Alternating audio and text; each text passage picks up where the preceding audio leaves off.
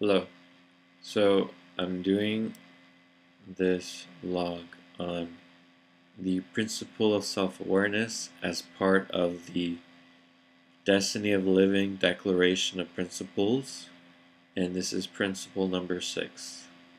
It says, an active, the principle of self-awareness says, an active reflection and seeing of what is happening inside myself, my thoughts, emotions, feelings, reactions, and understanding that I am at all times responsible for what I accept and allow and what I participate in, and thus give my power and attention to realize that my words become my deeds, and thus the words I allow within become the actions and consequences I create without. And this is my history within this, and what it's been like. So this principle of self-awareness, right now it's something that I am working on, even though I've developed it since, let's say, the beginning, but it's not like I have absolute awareness of every and absolutely the meaning behind every movement within me in the exact nature of it. I don't, but that is what I push for. So I see, okay, there's something going on here, for example, a movement within me, and I try to understand what that is, and I apply my understanding of, the situation, the context, and kind of just feel what it feels like, and is it positive, is it negative, am I reacting to this person, have I, like if I've recently done self-forgiveness and writing on a point, and I see that this is the point, then I see, okay, this is what the reaction is. And so, compared to before, the principle of self-awareness, I've definitely had times where, like in the very beginning, it's just literally just pushing the point of being able to stop one thought, just one thought, and trying to be aware of myself in every single moment, really trying to breathe, really trying to see and hear and listen to what is going on within me, to even be able to see that these voices are thoughts, as these things are moving on their own. They're automated, like a robotic system, like a computer, automated, moving on a schedule, on a trigger mechanism. And how this principle of self-awareness has evolved has been very much through things like self-forgiveness and writing and understanding and simply showing myself that I can stop and experience in the moment if I really push myself to, or I can take myself out of a possession through doing something physical, or change the direction I'm going in. Because when you're in possession, sometimes you're like doing a certain thing, then to even stop what you're doing, to like physically stop and move somewhere else and do something else, or you feel like you're physically doing something out of kind of a habit or automation, and then you stop yourself and be here in the moment and breathe and do it differently with a kind of awareness that requires things like pushing yourself and that self-awareness, it's like a muscle. It's a history that's built. It is something you show yourself and test and prove that you can do, and you go deeper and deeper into that. And more specifically, in terms of how my words become my deeds, and thus my words become the actions and consequences I create without. It's that word as thoughts going within you, as well as the word which you speak out. And so what you're thinking, what you're speaking, and your relationship to words, that itself leads to who you are. The more you engage in the same thought, the more you allow it, or the more that you speak within that self-awareness, the more that you share yourself within that awareness, within that choice, within that self-direction, within that push, and that moment of creation in what you're saying, in what you're writing, what you're thinking or expressing, where you change that to reflect what is better, what is best, a word that you're living, and then that becomes you.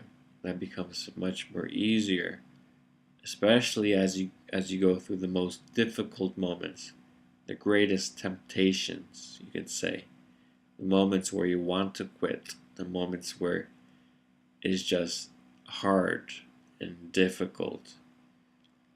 The more that you push, the more that you receive. And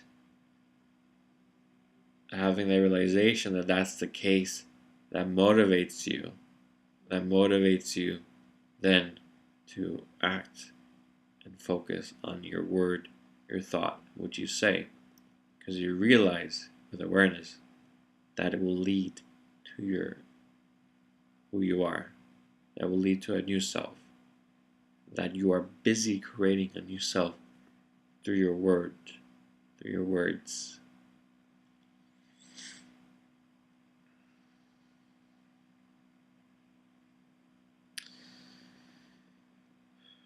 So that is a challenge for sure. I won't say that I'm absolutely aware of every moment. I'm not. But it is that push, and I am much more aware than I was before. And that reflects the point of process. It takes time to develop. And when you're discovering something new, you do not yet fully understand it yet until you walk the process with that point. So it's not to put things to absolute terms. It's to be honest with what you have and what you know so far, and even that honesty is self-awareness. It's seeing what you do know, what you do have access to, and working with that, with the level of access that you have currently. And that is self-awareness. That's living it. Like something I would always say or tell myself was that the awareness of a whale in a whale's body and the awareness of a shrimp in a shrimp body. Like imagine if your awareness was taken out of your human body and placed into something gigantic like a whale, or as tiny as a shrimp.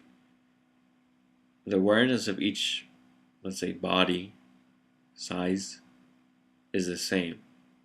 And a whale is just as aware of their body, let's say, as a shrimp is, or a person who's giant or a person who's small.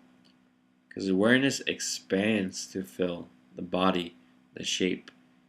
It's not like you're more aware, you're just aware of what is here. That might be difficult to understand if you're thinking about it, but it's to realize that awareness isn't more or less based on what you're physically going through. Awareness is independent of that. It is literally just independent. You can just be here and be aware of whatever it is that you're going through physically. And you can live it and do it, and it supports you. Anyway, so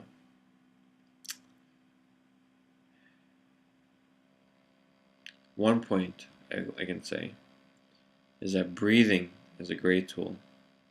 And another tool I mentioned already was simply physically doing something. We're ready simply through breathing, which breathing itself is a physical thing that you are doing. You are breathing. You are moving as you breathe. It is a movement. Breath is a physical movement that you do. And that movement is physical, and that fills you up, and that takes you into a place within yourself that is much more real, that is much more here, and much more alive, and much more aware of yourself and what you are doing. So that's how physical reality, a physical body, and living as that supports you. And that is what and where self-awareness happens, through the body, through physical movement and living of yourself in this reality, this physical reality. So if you want support there in developing self-awareness, focus on the physical body, such as with breathing, physically doing whatever you're doing. Because if you're always doing something in the physical reality, if you are laying down, you are laying down with the physical body, physical reality. If you're sitting down, you're sitting down in the physical body, in this physical reality. You're always doing something physical, always. So see what that is and just own it, just live it, be physical as you do it, and that will take you on that to that point of self-awareness. Focus on the physical. That's the key. That is what helped me, and that is the point. Okay, thank you very much.